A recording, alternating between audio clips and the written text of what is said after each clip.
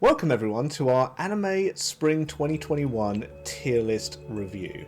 Now I know I've been talking a lot about games on this channel, but I did originally make this to talk about games, books, anime, anything that piques my interest really. And I've always liked discussing some of the animes that come out each season, because there are some really interesting ones. Some really good ones story-wise, some really good ones for people who don't even watch anime. As you can see, we have up here the tier list for the 2021 spring anime. I've already filtered out all the ones that I didn't watch this season.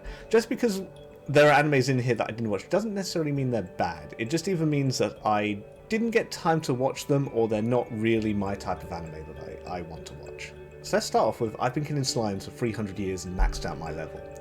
So this is an anime, a real just isekai slice of life anime about a girl who gets reborn in another world, gets immortality, kills a slime or two every day, and after 300 years she's max level. It's a nice light-hearted slice of life that I didn't really think too much of. Slice of lives are not really my type of anime that I like to watch, but it was a fun little ride. There wasn't really anything crazy that went on, there wasn't really anything out of the ordinary. It's gonna get C tier for me. I think other people who like slice of lives a lot more will probably like this one more, but I don't see this one getting any higher than like a B tier.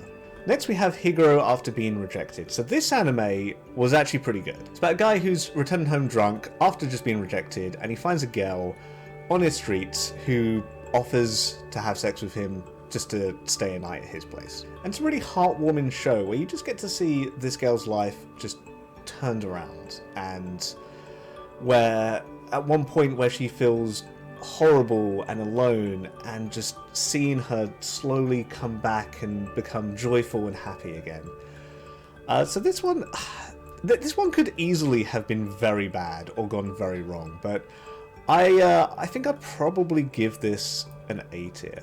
Next we have To Your Eternity. Now this is actually only going to be reviewing the first half of this show, because only the first like 12-13 episodes of it are out currently, but it's fantastic. It's it's one that will also make you cry a lot, especially the last episode that I just watched. The main character of this show, if he's kind of the main character, I kind of feel like that every arc in this show there is a new main character and a new cast, and Fushi, as the kind of quote-unquote main character gets called, he's just kind of wandering through this world and meeting these people and learning from these people bit by bit by bit. And in a way, he's not really the main character. He's always like the side character in these stories. But boy, are they impactful. And, you know, you wonder, how much can they make you feel for a character in one episode? Turns out it's quite a lot. Yeah, well, this one is getting a straight S tier. I've only seen, again, this is only the first half, but already absolutely fantastic must-watch show this season. And this is even for if you do not watch anime. This doesn't really have any of the anime tropes. You know, mostly it doesn't have any of the anime tropes. I think it is also a good anime to watch if you just don't watch anime. On the other hand, an anime not to watch if you don't watch anime is Koikimo. This show, very similar, I guess, to kind of Higuro, is a show where this guy on the image there, who is probably around 26, falls in love with this girl who's probably around 16. And she just happens to be his sister's friend, which I guess kind of makes it not as weird, but still very weird. Yeah, and he relentlessly pursues her through the show. Obviously he doesn't do anything bad to her, but yeah, it was just very bland, honestly. I can't think of a reason to watch this show over like other shows. I can't think of kind of any one aspect where this show stands out, but it wasn't bad. I'm still gonna give it a C tier. It goes above Slime. It's still gonna get a C tier though. A show that's not bad, however, is Iruma-kun. This is actually the second season of Iruma-kun, and only the first 13 episodes, but already in the first 13 episodes, we have had some really, really great arcs, including the Dark Iruma arc, which is probably, as someone who has actually read the manga, probably one of the best arcs in the entire show.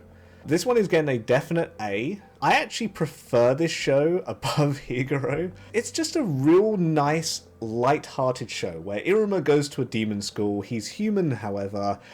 The fact that, like, they play it off for a joke at the beginning where he can't really let people discover that he's human because the demons eat humans, but that's not really the case. Demons don't... To demons, the humans are like this mythical creature. They don't know any better. The fact, like, if he revealed that he was human in the show today, nothing would happen.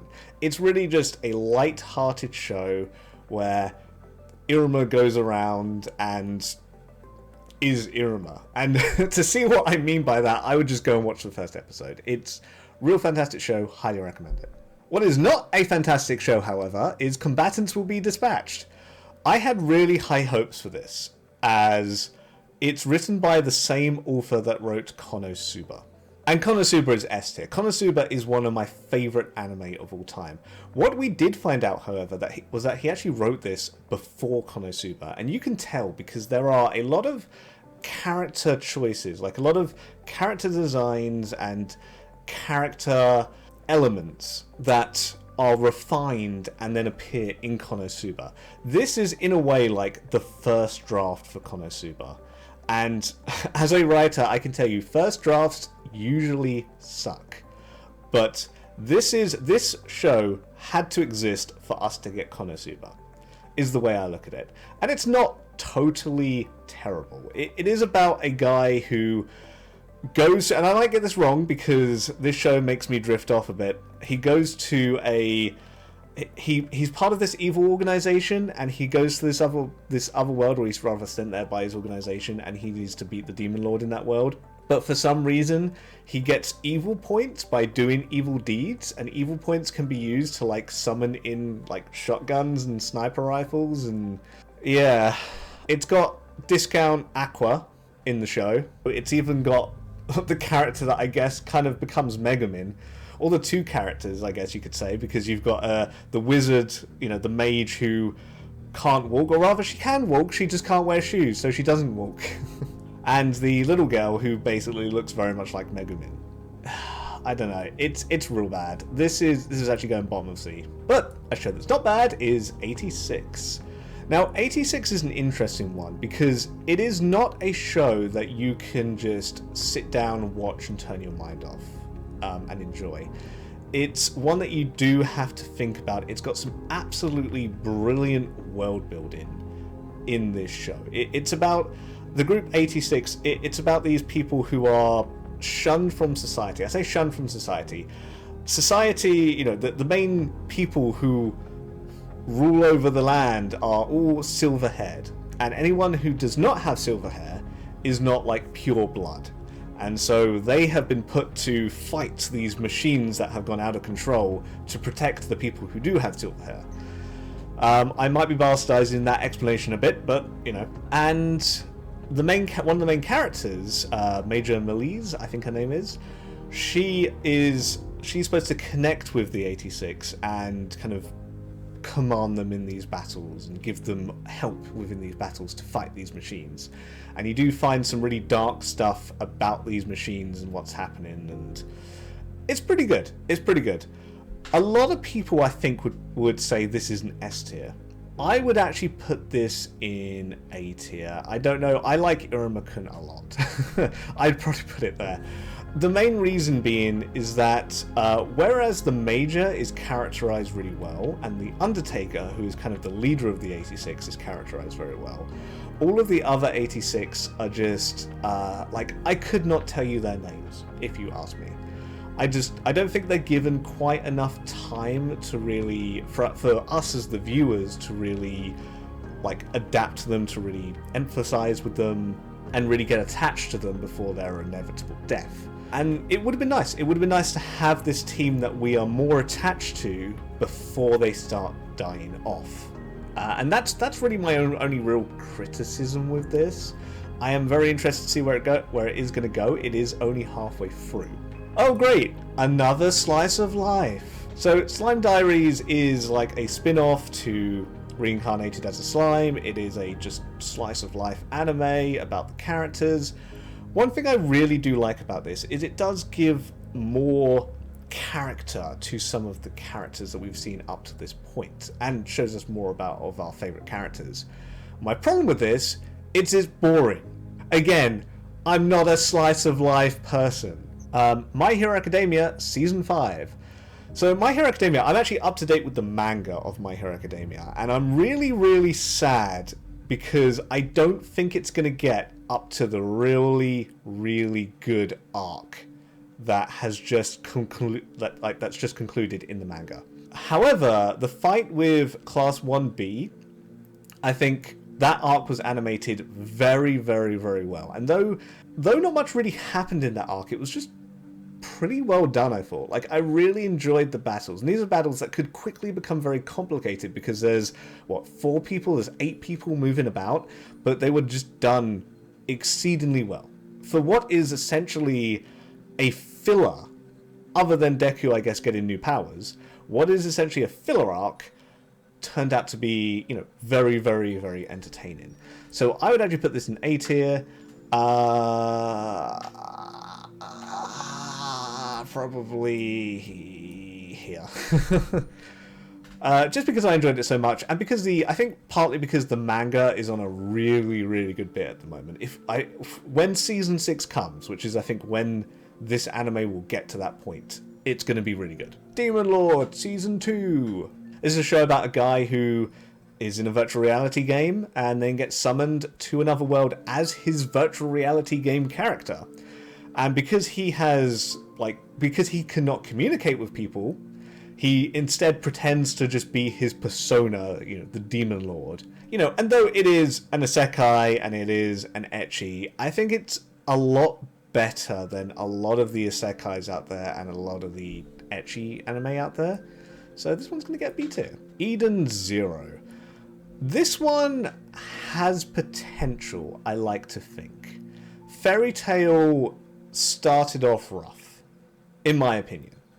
I think there were some good episodes starting in Fairy Tail, but the first couple of arcs were very rough, and I'm hoping that's going to be the same with Eden Zero. I really do hope that Eden Zero grows into something very, very grand. One thing Fairy Tail did show us is that the author at least knows how to structure an overarching story over a long period of time. And the overarching story in Fairy Tail was structured very well, had a very good payoff at the end. And I'm hoping we're going to get something like that with Eden Zero. Now, as to whether him basically using all of the same character designs was a good thing, remains to be seen. At the moment, I'm just seeing Discount Natsu, Discount Lucy. It really does put the show in Fairy Tail's shadow.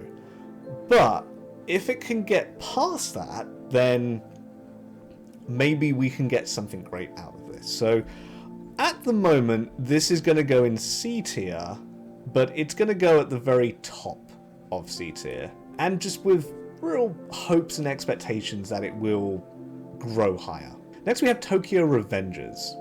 Tokyo Revengers is kind of like Erased. It's where the main character gets this power to go back in time exactly 12 years and try and change events so that his girlfriend back from 12 years ago doesn't die in the present. Now this show is very, very well paced. It's very, very well structured. Something is always happening. And I really like that about the show. I'm actually really, really entertained by this show. And the way it ended at the end of season 1 really, really makes me hyped for the next season. Some of the downsides of it, though, is that it does have a crybaby main character. Usually shows have this when they're going to give him a big, moment where his character just evolves and he becomes badass or something. I don't really see that happening with this main character, but hopefully with what's happened at the end of essentially what is the first core of the series, his character is going to evolve and become at least a bit better, I hope. The other kind of issue I've had with the show, which kind of holds it back from being an S tier for me, is just the kind of far-fetched nature of things. Like how a high schooler is the leader of this gang. It's just kind of off. And then like how Naoto, the brother of the girlfriend, just figures out, oh yes, you must shake my hand to go back in time. It's like, how did you figure that out without there being any kind of anything to show that that might be the case? There are like a little just things like that, characters making dumb decisions that get on my nerves quite a bit, but it's still a very good show, and I'm really looking forward to where the second core of this show goes. So this is going to be an A tier for me, probably about here, and I think it definitely has the potential to go up to S. A show that does not have the potential to get up to S though is The World Ends With You. This is actually an anime of a game. Now the game is S tier.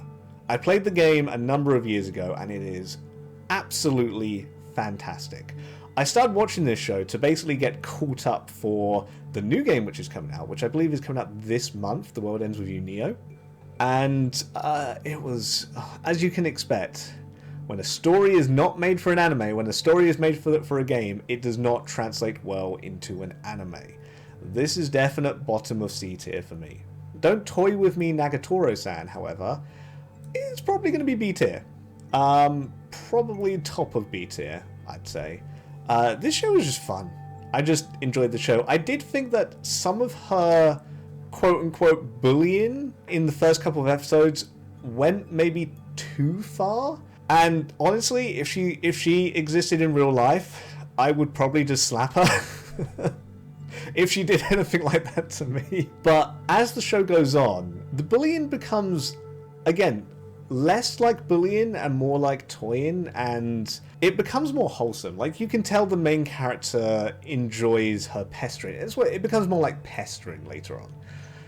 And yeah, it just becomes like a pretty fun show where eventually Nagatoro and her friends all start to help Senpai with his issues with the art club and everything, and they become more like his friends than his like bullies or acquaintances or anything. And yeah, it's just a really kind of, it becomes a really nice show.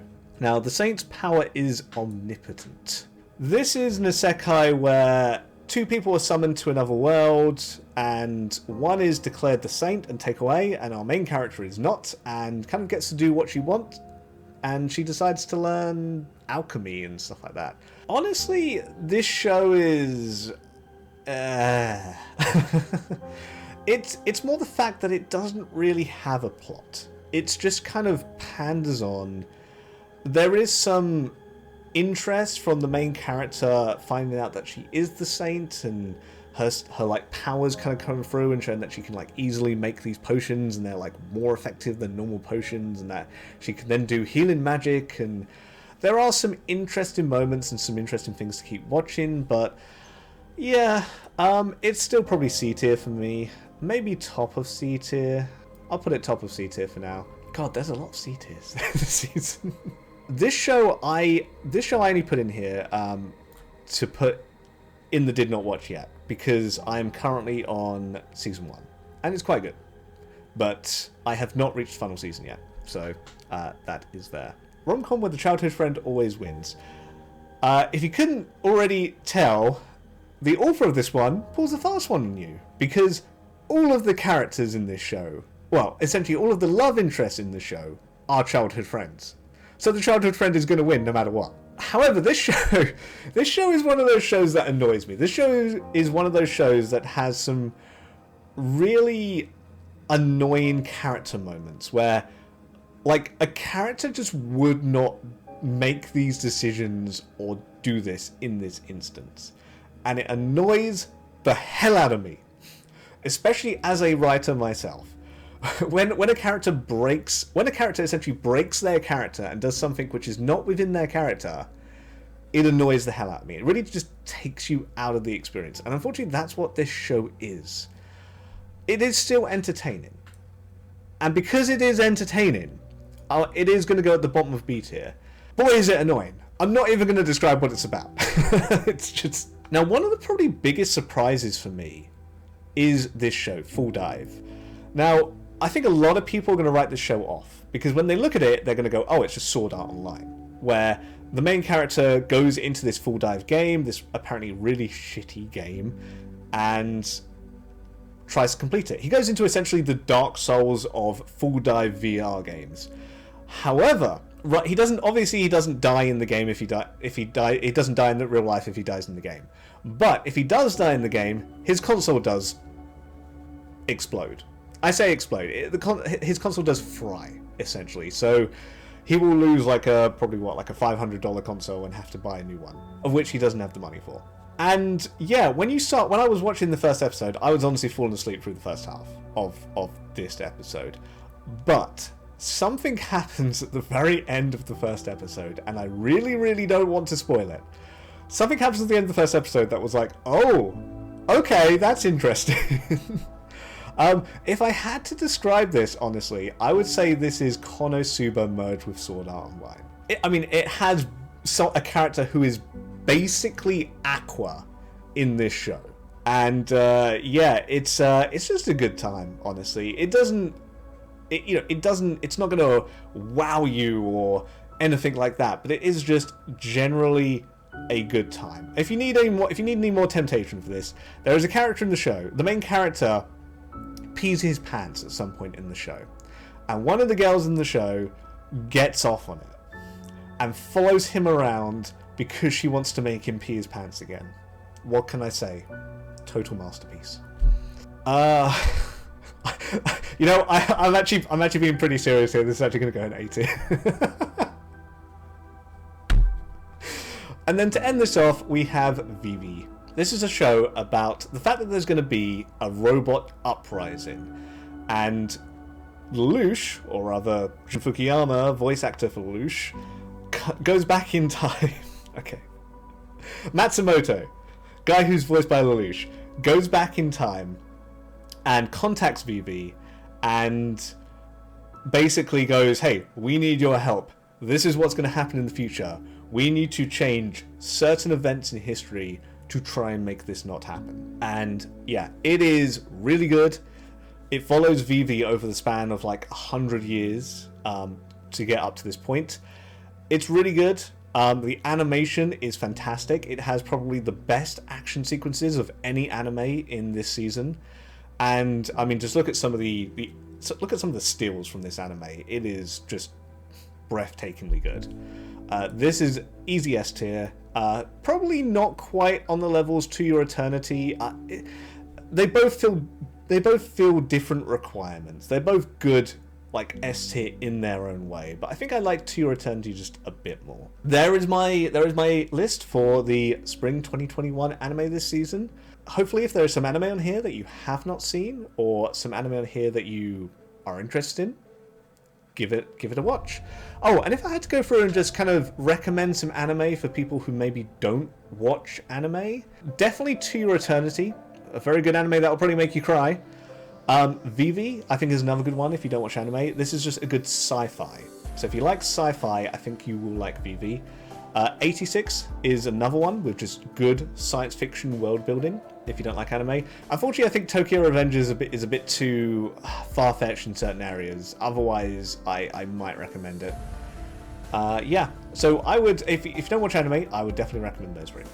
Let me know what you think of this tier list. Let me know your own tier list and what animes you would add to S tier or A tier, or what animes you think I've completely missed the mark on. I'd definitely like to see that in the comments below. Hope you enjoyed this video. This has been That's Steph and Rich, and I will see you in the next one.